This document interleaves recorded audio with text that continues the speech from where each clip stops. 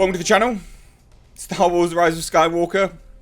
An endless mine of gold, allegedly, for bizarre content. Yeah, you read the title right.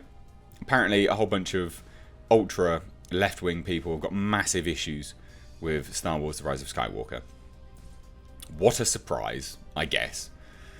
Star Wars Shadow Council fan site claims Star Wars The Rise of Skywalker romanticizes abuse and assault against women. Fuck me. Oh, good God. It's not even that. This was over on Twitter as well. There were people talking about the way it depicted gender and gender dynamics over on Twitter. In fact, it was like one of my recommended trending things. It's unbelievable. So it's not just this pleb. Right? For all my American viewers, there you go. There's a new insult for you. Pleb. No worries.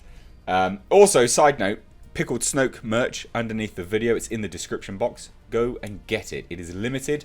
It is also a one-of-a-kind design for me by my graphic designer and myself collaborating. So please do go check it out on my Teespring. Support the channel. Right.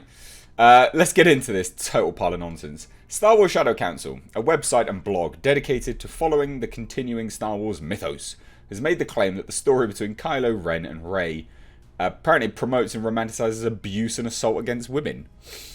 Yep, you heard that right. Oh yes. Now check this out. On Friday, December 6th, a timely 2 weeks before the release of Star Wars The Rise of Skywalker, Disney issued a warning that certain scenes in the film would contain flashing lights and may negatively affect those with photosensitive epilepsy. While the announcement was admirable and demonstrated a gesture of goodwill from the company to consumers, no, they have to. I'm fairly certain by law they're mandated. They must do that. Fairly certain. There is another warning needed for Rise that the company didn't disclose. That the film romanticizes abuse and assault against women. You think photosensitive epilepsy is on the scale of, what, you know, is basically equal to your bizarre ideology and bizarre interpretation that this film romanticizes abuse against women? What are you on? Seriously, what are you on? It's important to note that the descriptions following technically qualify as spoilers for the new film that debuts in theatres today on Friday, December 20th. However, when it comes to the portrayal of serious, harmful and triggering content, gotta get them trigger warnings in, haven't we? Triggering! Bah! The safety of viewers should be more important than allowing oneself.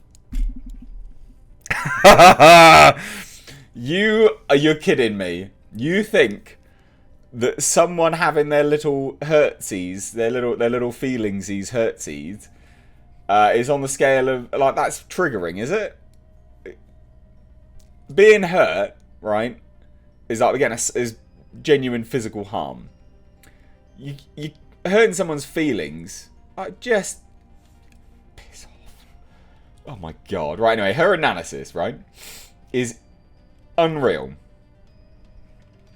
In order to inform what is meant by abuse, and by stating that Star Wars Rise of Skywalker promotes unhealthy myths about abusive behaviour, work from a specialist in domestic abuse, Lundy Bancroft's book, Why Does He Do That? Inside the Minds of Angry and Controlling Men, will be utilised as a guide to understand how Kylo Ren is abusive. How Rey is his victim, and how The Rise of Skywalker romanticises abuse of portraying the myth that fixing an abusive man is the ultimate responsibility for a vulnerable young woman. Oh, good God. The abusive character in the film, apt to real-life abusers, has two names, two personalities, a Jekyll and Hyde. Is that real? As if to represent his kind side and his abusive side, Kylo Ren and Ben Solo. The abuse victim has only one name, Rey. Well, she's got two, actually. Rey Palpatino, Rey Skywalker. Come on now, love. Get with it. While they portray the role of abuser and abused throughout all three films, neither of the previous two films went so far in pushing the myth that abuse is romantic or that the abuse victim must forgive and fall in love with her abuser than The Rise of Skywalker. And therefore, this analysis will only describe his abusive behaviour as they occur in the latest film. Good God.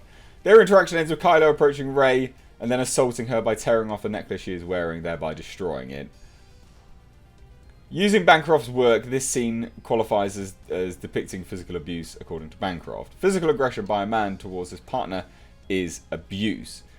If he raises a fist, punches a hole in the wall, throws things at you, blocks your way, restrains you, grabs, pushes or pokes you, or threatens to hurt you, that's physical abuse.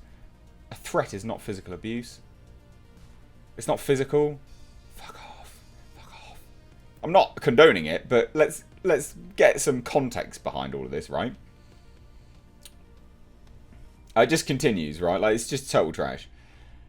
You may want to prepare yourself if you plan on actually watching it. Daisy Ridley, the actress who plays Rey, emotes in a heart-wrenching manner and portrays her pain and discomfort to a degree that is hard.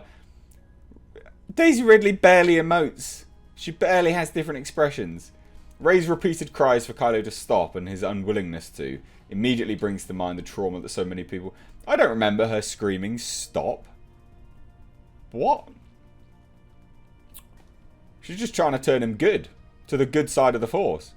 It's the classic depiction of good versus evil.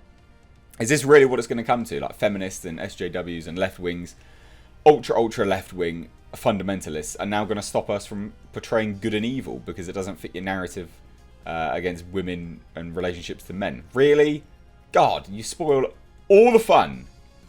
The most dangerous part of the film, unfortunately, masquerades as a happy ending. Kylo Ren inexplicably sees the light, so to speak.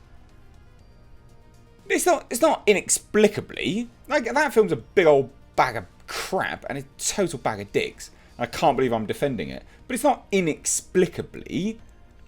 It's set up quite a few times. Also, throughout the last few films, it's set up, it's there. It's not inexplicably. Oh, fuck. You're pissing me off because I have to actually defend the film? God. Anyway, he decides to change his actions and come to aid Rey in her fight against Emperor Palpatine. The battle ends in their embrace and kiss. Strange writing aside, the decision to portray Kylo Ren first as an abuser and then as someone who has changed his ways feeds into the myth, and yes, it is a myth, that abusers can easily change to become loving, respectful partners. The reality is, according to Bancroft, the majority of abusive men do not make deep and lasting changes, even in a high-quality abuser program. While change is possible for abusive men, the most effective motivation for change are external factors such as risk of the woman leaving them or requirement by the court. It's just what? I'm so glad that, like, you know, the initial thing here didn't get so much traction because it is just spilling out a baffling narrative. Like, it really is. It is literally as old as storytelling itself. It's just classic depiction of good versus evil. That's all it is. Yeah, this one especially is a terrible depiction of good versus evil. My review linked above. You can go have a good laugh. And it's awful, right? Like, it's terrible stuff. But I have to defend it to some degree. Like, it's not abuse, is it? It's just a villain. You're not supposed to like him. And even if he is abusive, so what? It goes to him being, funnily enough, a fucking villain. Shock horror, ladies and gents. That a villain would be evil. Oh, good God. Slap my wrist for stating the fucking obvious. Jesus wept. And like I said, this has actually come across on Twitter as well. There was even some comments about race being depicted in this film, because of course it's always got to be about the race as well. Always got to have that in there. This film is super divisive. Super divisive. You know that your film is skating on thin ice when even like the ultra left-wing fundamentalists don't like it. I mean, that's just laughable. Utterly laughable. Who is this film for? Like, seriously, who is this film appealing to? Because it doesn't seem to appeal to anyone right now. Oh, whatever. Anyway, love to hear your thoughts on all this nonsense down below in the comment section. There's a few bits and pieces that are being wrapped up for the Rise of Skywalker, so that you may see a few more, but I'm trying to wind down these videos. But, you know, part and parcel of the news, when there's funny commentary to be had, I'm going to be there. Anyway, guys, let me know your thoughts. Again, grab your Pickled Snoke merch down below underneath the video. I've been Mr. H, though. Take care.